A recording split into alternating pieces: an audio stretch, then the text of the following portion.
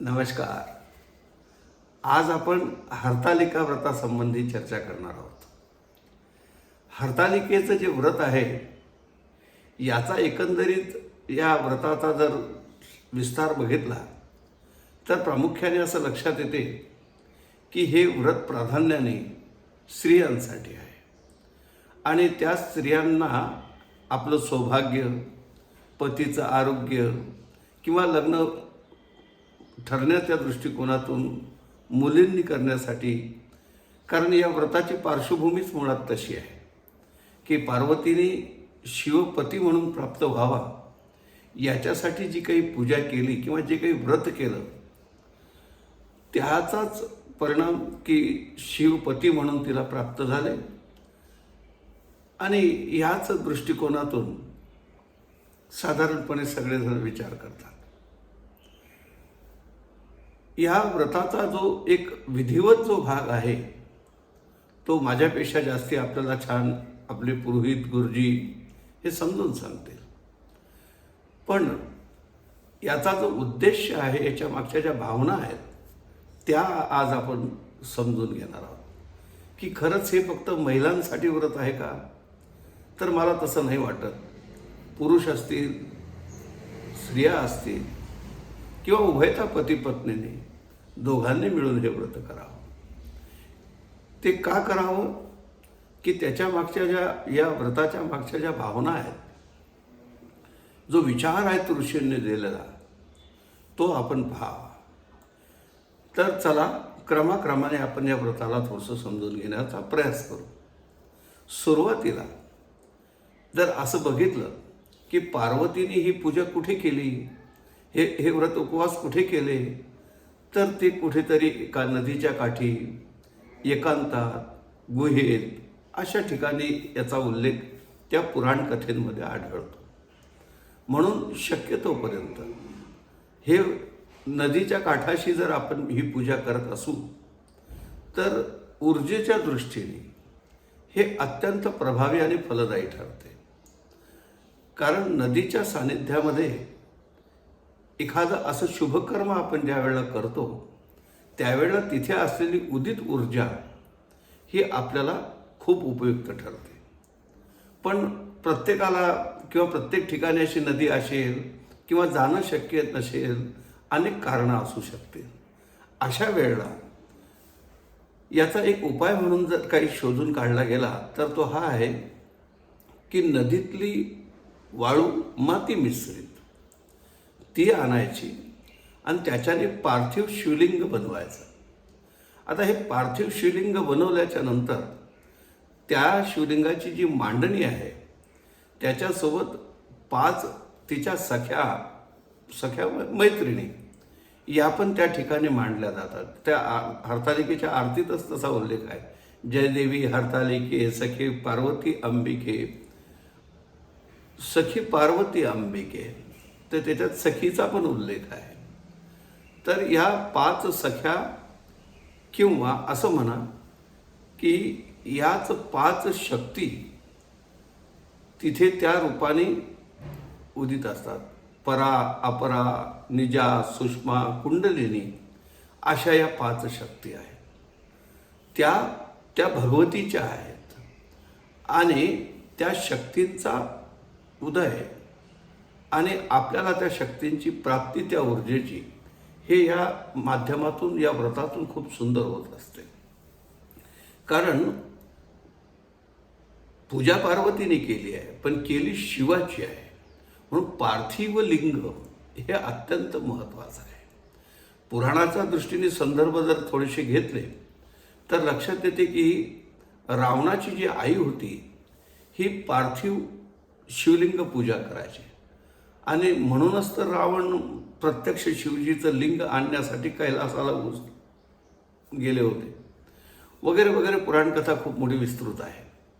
पण थोडक्यात लंकेमध्ये असलेलं वैभव, रावणाला प्राप्त झालेली शक्ती किंवा या सगळ्या गोष्टींचा एकंदर विचार केला तर त्याच्यामध्ये या शिवभक्तीचा, शिवशक्तीचा खूप मोठा समावेश आपल्याला दिसून येतो.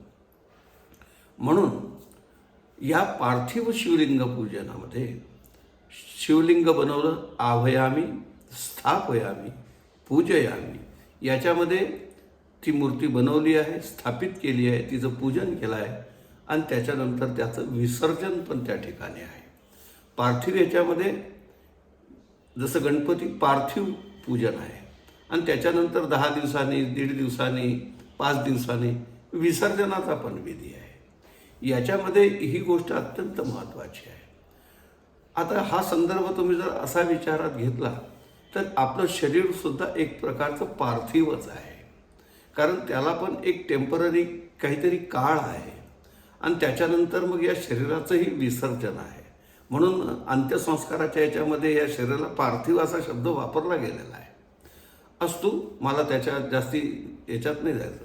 पण हे ओले मृत्तिकेचे मंदिर, हे जे काही शरीर आहे आणि त्याच्यामध्ये आत्मा हाच तो शिव आहे, सच्चिदानंद रूपा शिवहम शिवहम, तो मी आहे. प्रकृती आणि पुरुष असं हे या प्रकारचं त्या ठिकाणी एक प्रतिकात्मक रूपाने पूजन आहे.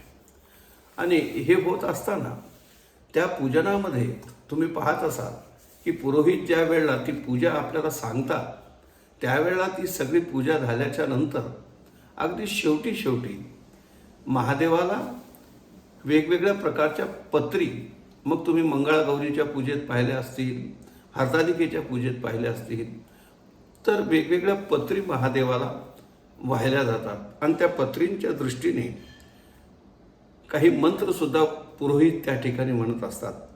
अपामार्गस्य पत्रस्य दुर्वा धत्तूर्य संज्ञके दुर्वा षोडश संख्याके बिल्वपत्राणि पंचचे.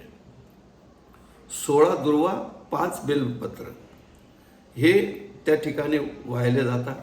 गौरे नमः, मालतीपत्रम समर्पयामी, मोगऱ्याचं पान, त्याच्यानंतर पार्वती नमः, भृंगराजपत्रम समर्पयामी, मक्याचं पान आहे, जगद्धात्रे नमः, बिल्वपत्रम समर्पयामी, बेलाचं पान आहे, जगत्प्रभाये नमः, बद्रीपत्रम समर्पयामी, बोराचं पान आहे, शांतिरूपिणे नमः, धतुरपत्रम समर्पयामी, धोत्र्याचं पान आहे, देव्ये नमः, तुलसीपत्रम समर्पयामी, तुळशीचं पान आहे, लोकवंद्याय नमः, शमीपत्रम समर्पयामी, शमीचं पत्र आहे, काल्ये नमः, अपमार्गपत्रस्य समर्पयामी, आघरड्याचं पान आहे, शिवाय नमः, बृहतीपत्रम समर्पयामी, ही डोरलीचे पानं आहेत, भवान्ये नमः, करवीरपत्रम समर्पयामी, हे कण्हेरीचं पान आहे, रुद्राण्ये नमः, अर्कपत्रम समर्पयामी, रुईचं पान आहे, शर्वाण्ये नमः, अर्जुनपत्रम समर्पयामी, अर्जुन वृक्षाचं हे पान आहे, मंगला गौरे नमः, विष्णुक्रांतपत्रम समर्पयामी, हे विष्णुक्रांत नावाचं पण जे झाड आहे त्याचं पान आहे, मंगलादेवी नमः, नानाविध पत्रांनी समर्पयामी. असे वेगवेगळे पत्र, वेगवेगळे फुलं, हे सगळे त्या ठिकाणी त्याचे तसे मंत्र म्हणून त्या ठिकाणी अर्पण केले जातात. हे पत्र आपापल्यामध्ये आयुर्वेदाच्या दृष्टीने जर विचार केला तर आरोग्याच्या दृष्टीने आणि आध्यात्मिक दृष्टीने विचार केला तर त्यांच्यामध्ये असलेलं जी काही हरित अशा प्रकारची शक्ती आहे ती आपल्या ठिकाणी उपयुक्त ठरते.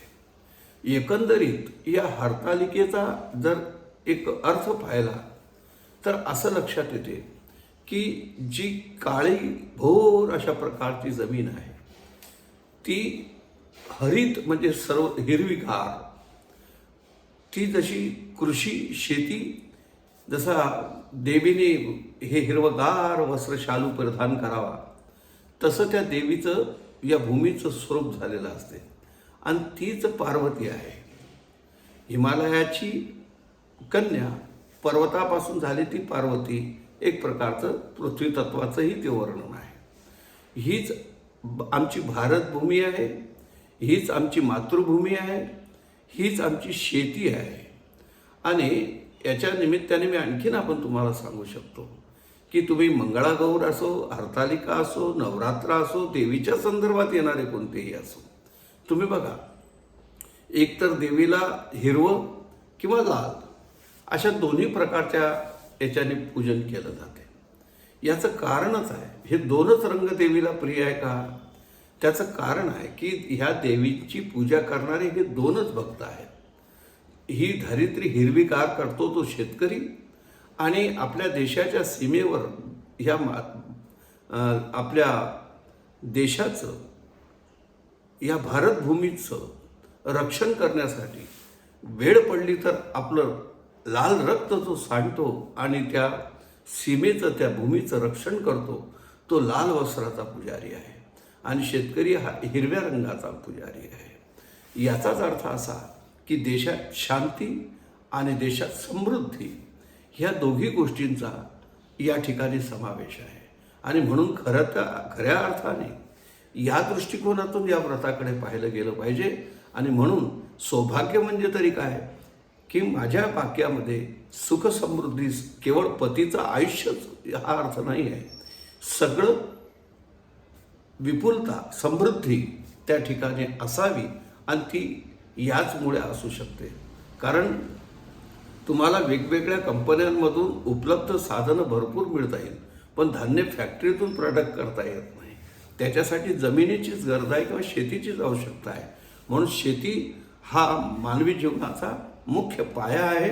आणि म्हणून तुम्ही पाहाल आमच्या सणवार व्रत उत्सवांचा ह्या शेतीच्या दृष्टिकोनातून खूप प्रधान अशा प्रकारचा एक भाग त्याच्यामध्ये आपल्याला पाहायला मिळतो. आणि तो दृष्टिकोन डोळ्यासमोर ठेवून आपल्या भूमीप्रती, आपल्या राष्ट्रभूमी असेल, मातृभूमी असेल, आपली शेती असेल, जी कोण असेल त्याच्याप्रती आपल्या या संवेदना, आपल्या या भावना, आपले कर्तव्य या दृष्टिकोनातून ती प्रेरणा या व्रतांच्या माध्यमातून मिळत असते. आणि म्हणून या व्रतांकडे या दृष्टिकोनातून पाहिलं गेलं पाहिजे. ही काळाची गरज आहे. मग आता ही पानं आपण जी मी आत्ता सांगितली, वर्णन केली, प्रसंग असे येतात की आपण तर बाजारातून रेडीमेड पुडा आणतो, पण या निमित्ताने ही वनस्पतींचं रक्षण, ही वनस्पती आता लुप्तप्राय व्हायला लागले, मिळेनाशी झाली. म्हणून यांचं अस्तित्व टिकून ठेवणे, त्यांचं रक्षण, त्यांचं संवर्धन हे अत्यंत महत्त्वाचं ठरते ऋतुचक्रांच्या दृष्टिकोनातून. म्हणून या सगळा एकंदरीत जर आढावा घेतला तर आध्यात्मिक दृष्टिकोनातून सुद्धा एक ऊर्जाची प्राप्ती आणि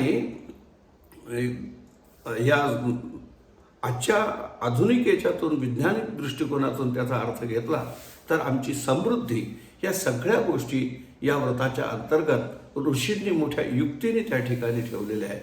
आणि म्हणून सगळ्या महिला सगळेजण एकत्र येणे, त्या दिवशी त्याची पूजा करणे, रात्री जागर करणे, हे सगळं एक विधिवत होत असते.